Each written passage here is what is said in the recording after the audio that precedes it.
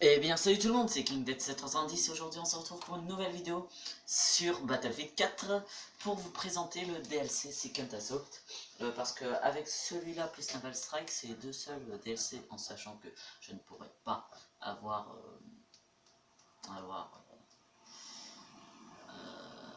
j'ai oublié son nom, Final Stand, c'est les deux seuls DLC que je ne vous ai pas présenté. Donc cette fois-ci, je vais vous présenter Second Assault. Et pas pour la prochaine fois, mais je vous promets que vers le début du mois prochain,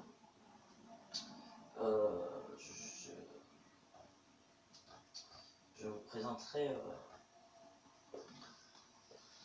Final Stand. Du coup, fin de ce mois-là, pas de vlog, parce que j'ai déjà fait 2 vlogs ce mois-ci, pardon, ou le mois dernier, je sais plus, la fin du mois dernier, il me semble. Pour le moment, pas besoin. Alors, faut savoir que grâce au DLC,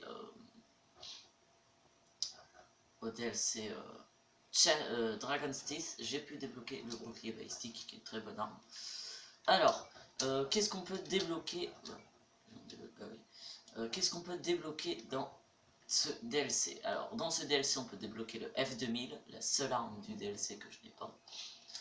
On peut débloquer, qu'est-ce que j'ai débloqué sur MPX? Ça c'est chiant, ça vous redonne toujours les trucs que vous avez déjà débloqués en fait. On peut débloquer l'Ice Vol.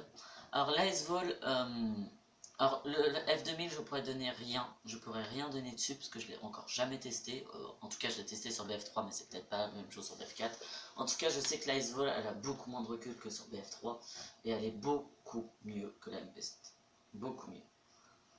Franchement, si je devais choisir entre les deux, je choisirais direct Ice Vol. Ensuite, on peut débloquer le DAO-12. Pour moi, le fusil à pompe le plus cheat du jeu. Il a une portée extrême, des dégâts extrêmes. C'est même pas un fusil à pompe, c'est à la limite un DMR maquillé en fusil à pompe.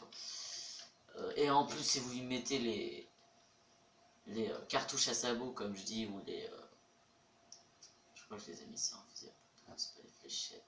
Les perforants, bah là, il tire super loin, il fait beaucoup de dégâts. La M60, donc pour ce que j'ai testé, j'ai pas trop joué avec, mais beaucoup de dégâts, très peu de cadence. Donc faites très attention. Plus une mitrailleuse pour sur bipied qu'une mitrailleuse à balader comme ça. Et enfin, je crois ce qui est la dernière arme. Oui, c'est la dernière arme. Alors attendez. Le Gold Magnum. Alors Gold Magnum, c'est l'équivalent d'à peu près tous les snipers, sauf qu'il a moins de précision. Il tank beaucoup plus. Donc franchement, c'est pas un très bon sniper. Mais il a une très bonne portée par contre. La portée, vous pouvez rien dire. Il a la même portée, on va dire, que la M98B, là, comme c'est indiqué. Je sais que vous le voyez pas, mais je vous le dis, en fait, il a la même portée que le M98B. C'est un peu le SRR61, mais qui tangue un petit peu plus. Donc c'est une petite alternative. Donc, je ne vais pas jouer avec ces armes. Je ne vais juste pas jouer avec ces armes parce que je dois améliorer quelques autres armes. Oh putain, il y a un BTR, je vais peut-être me barrer. Ce sont les seules armes qu'il y a dans ce DLC. Donc ça nous en fait quand même 5. Ce qui est pas mal. Ce DLC nous propose 4 cartes remasterisées. Donc c'est 4 cartes de BF3, il y en a une seule qui est disponible sur BF3 avec un DLC, toutes les autres sont gratuitement mises avec BF3. Donc c'est les 4 cartes les plus connues de BF3, même si il y en a une, je vais vous dire laquelle, je l'aurais pas mise, j'aurais mis quelque chose d'autre. Donc on a Golf, celle sur laquelle je joue, c'est Golf de Man 2014. Connu sous le nom de Golf de Man sur BF3, c'est une map très longue portée, plutôt, et courte dans les bâtiments. Mais c'est plutôt de la très longue, plus que de la courte. C'est une map très appréciée des joueurs, c'est même la map DLC la plus appréciée des joueurs sur BF3, mais pas sur BF4. Sur BF4, il me semble que c'est une map de Final Stand qui est la plus adorée. Non, c'est Opération Métro 2014. Mais en tout cas, sur BF3, c'était l'une des plus adorées après Opération Métro. C'était l'une des plus aimées. Ensuite, on a celle que je vais vous dire, c'est celle que je n'aurais pas mis. Opération Tempête de Feu 2014, connue sous le nom de Opération Tempête de Feu sur BF3. Très bonne map qui regroupe moyenne et longue portée, ainsi que courte, mais très peu de courte portée, plus de la moyenne et de la longue, qui est une vraie et une très bonne map, mais qui n'est pas la plus connue de BF3. Moi perso j'aurais plus mis Pic de Dame avant, qui est plus connu, mais bon, voilà. Quoi d'autre à partir de... Alors oui, à savoir que les 3 maps, celle que je viens de vous dire, donc Opération Tempête de Feu 2014, plus Opération Métro 2014, qui est la prochaine que je vais vous présenter, et Frontière Caspienne 2014, ce sont 3 maps que j'ai joué personnellement sur BF3, parce que j'ai BF3, je n'ai aucun DLC dessus, mais j'ai BF3 et j'y ai joué, et elles sont tout simplement superbes, même si Pic de Dame avant est beaucoup plus connu que Opération Tempête de Feu. Donc justement, après on a Opération Métro 2014. Alors, connue sous le nom de Opération Métro dans BF3, c'est une map incontournable. C'est la map du jeu Battlefield 3. C'est une map courte portée, où il y a beaucoup d'actions. Alors, courte portée dans les métros, et plus moyenne portée en dehors du métro, qui se passe dans la ville de Paris. Voilà pourquoi elle a très vite été connue, parce qu'elle se passe dans la ville de Paris et que beaucoup de Français vont parler, etc. Et ça s'est propagé, et c'est une map très courte portée dans les métros, dans le métro, mais hors du métro, c'est plus une map moyenne portée. Donc, voilà, c'est pas une map où vous allez jouer au snipe, à moins que vous fassiez de l'aggressive recon, et encore sur BF4, il est mort. Je l'ai déjà dit, l'aggressive recon il est quasi mort sur BF4. Il y en a encore qui essayent, c'est encore un peu près possible, mais c'est difficile. Donc Opération Métro 2014, je dirais les changements après. Donc Opération Métro, c'est tout ce que j'ai à dire, hein, c'est une map courte portée.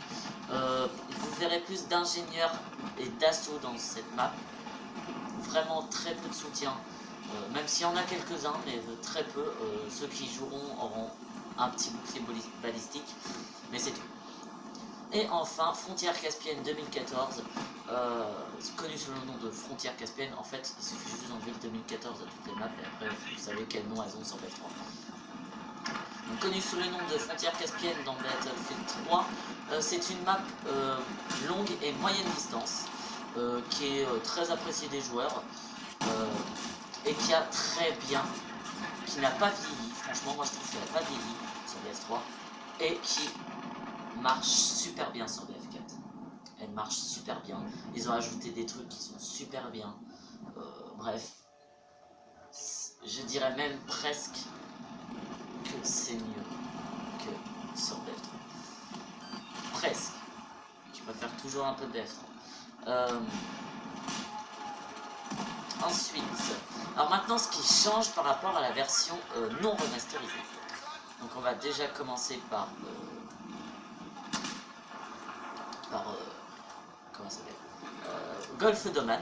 Alors Golf Domain, ce qui change déjà, il y a des grues comme sur BF3, mais sur ces grues, alors je me suis renseigné un petit peu, sur ces grues, sur BF3, il n'y avait pas d'élément déclencheur comme celui-ci, regardez.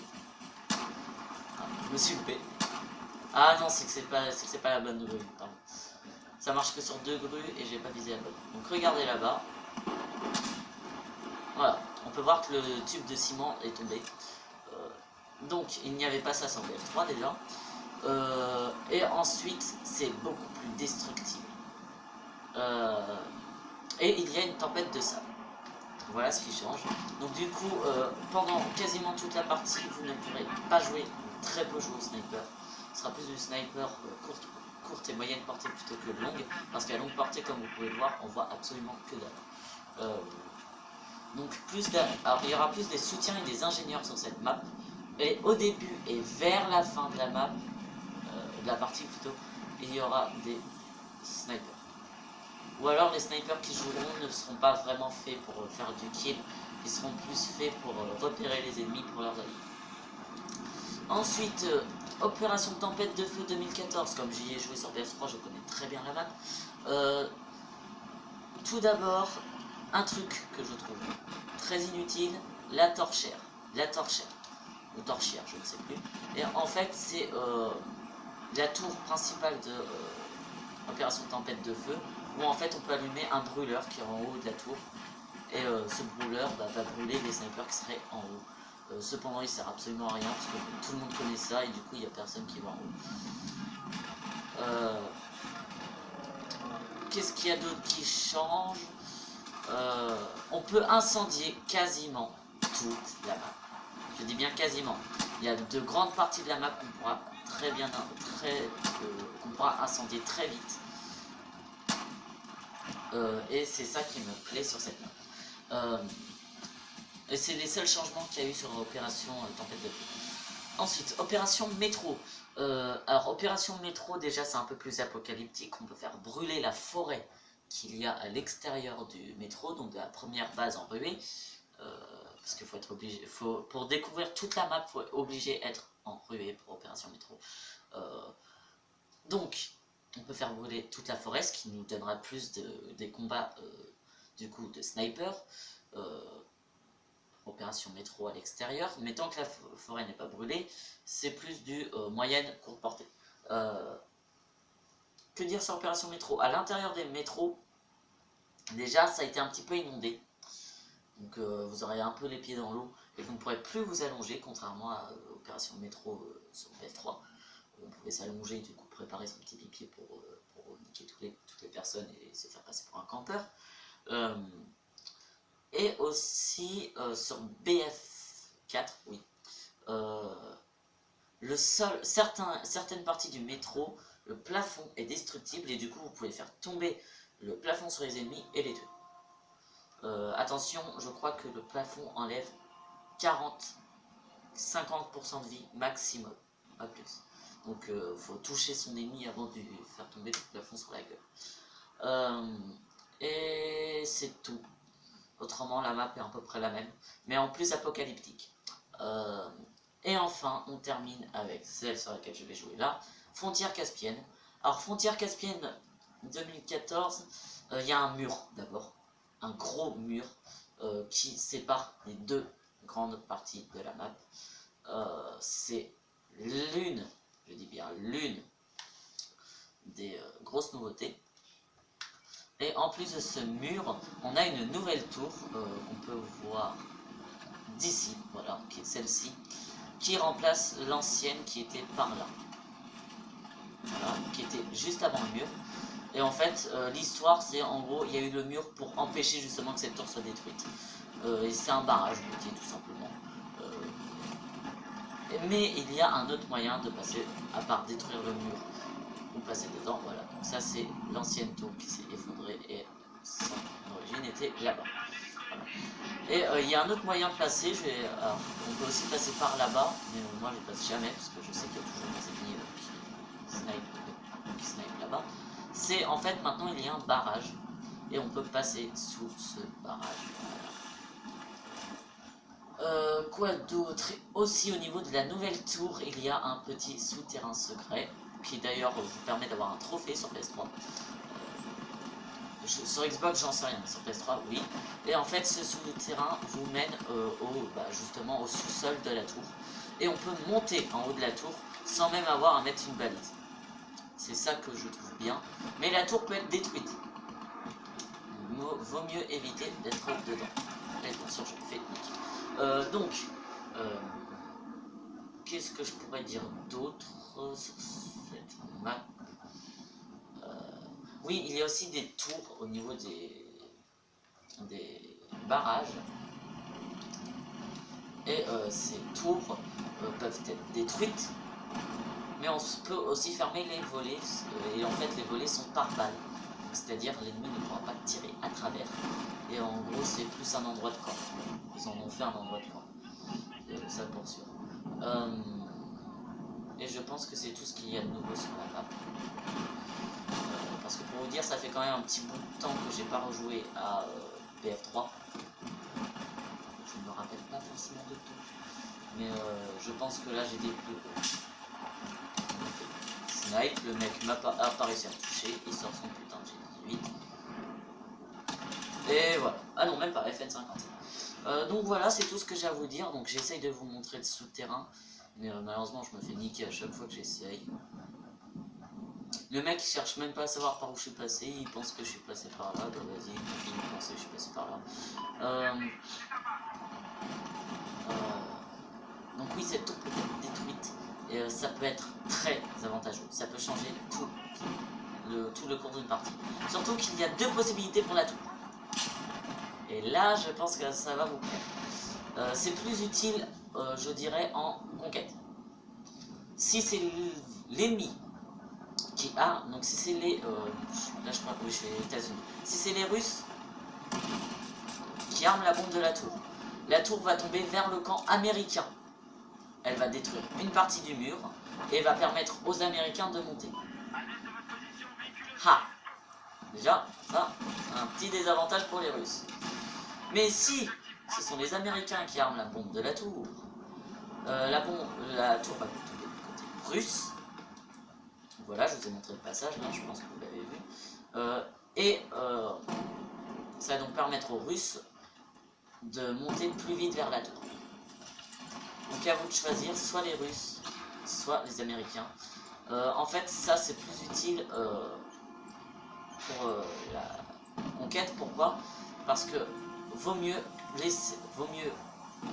s'il y a des snipers ennemis, vaut mieux si vous voyez qu'ils persistent, là vaut mieux, bonjour mon chat, vaut mieux faire péter la tour. Vraiment. Donc je vais essayer de monter dans l'ascenseur. Dans l'ascenseur vous pouvez pas bouger, hein, vous pouvez juste vous accroupir, viser. Vous appuyer. Si vous mettez. Ah non, debout vous pouvez même pas.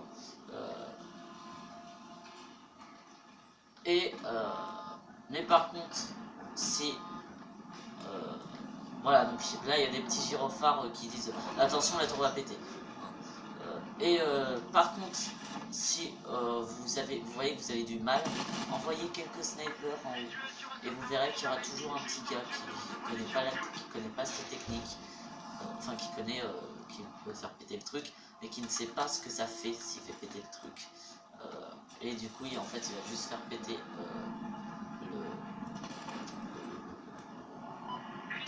la tour et vous pourrez juste profiter tranquille de votre nouveau passage.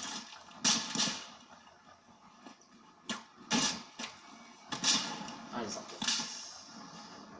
Donc, c'est tout ce que j'ai à vous dire.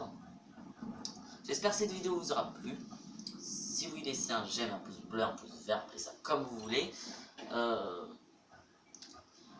Abonnez-vous, ça me fait super plaisir et en plus ça vous permet de savoir quand est-ce que je sors une nouvelle vidéo, étant donné que je rappelle qu'un jour par semaine il n'y aura pas de vidéo.